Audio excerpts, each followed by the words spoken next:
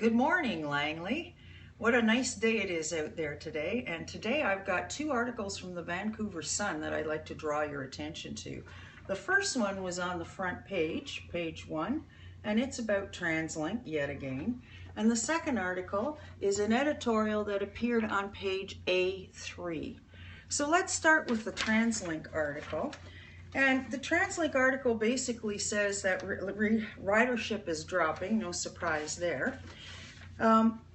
But partway through the article, there's a comment made by Greg Moore, who is the Metro Vancouver chair. And he says, "I feel a lot of effort goes into moving goods and people through the system," Moore said. "When you look at other organizations around the world, TransLink is the envy, in the sense that one authority is looking after transit and transportation. In most cases, there are multiple groups looking after roads and bridges. At TransLink, we have the best of it all going on." And that precisely, in my opinion, is the nub of the problem with TransLink. They are a giant behemoth monster that does everything for everybody, and that's why their costs are completely out of control. And here we are 6 months after the referendum, where the public said overwhelmingly, enough already, fix TransLink, and they're still mucking around trying to find a solution while ridership drops off because theoretically we're building too many roads and bridges. Go figure. Anyway, I do hope that you get a chance to read this and enjoy it with a grain of salt.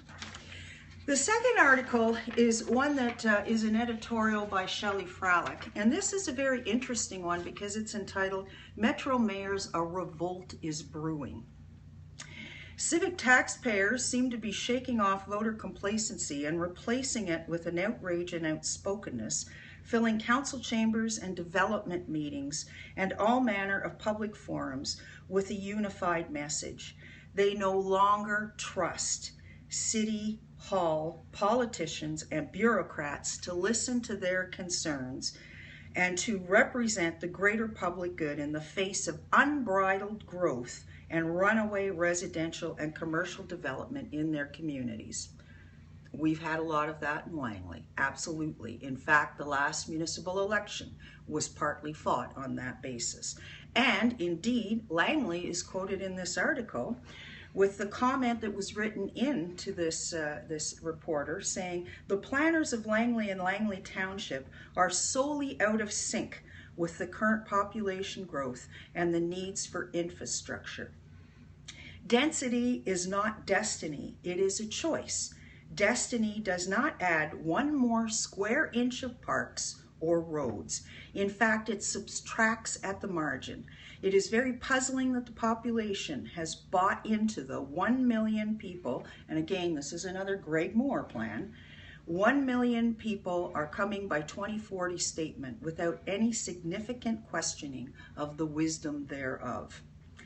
Granted, it's hardly a scientific sample, but if I were a Metro Vancouver, and this is the article's author rating, if I were a Metro Vancouver municipal official, I wouldn't discount the simmering anger that has been building of late among the folks who pay the bills and have a vested interest in what you are doing to their streets. Your people are mad as hell, and if the sound and fury of their growing discontent is any indication, they are not going to take it anymore. Absolutely right. Excellent article. In fact, in Langley, we've seen an example of it in the last month with Vesta Properties coming forward to double the density at 210th Street and 72nd Avenue over the repeated concerns of people who already live in the neighborhood around that density. But the mayor, who, by the way, coincidentally received $3,500 in a campaign donation from Vesta, varied the order of the agenda on the meeting to allow another councillor who had received a Vesta campaign donation to participate in the vote before he had to leave the meeting early to catch a plane. Go figure. So people are angry. They have a right to be angry. This is our home.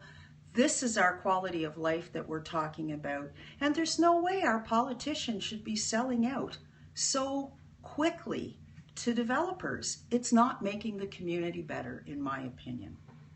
Anyway, that's it for now. Hope you enjoy these 2 articles. Have a great rest of the day, and I'll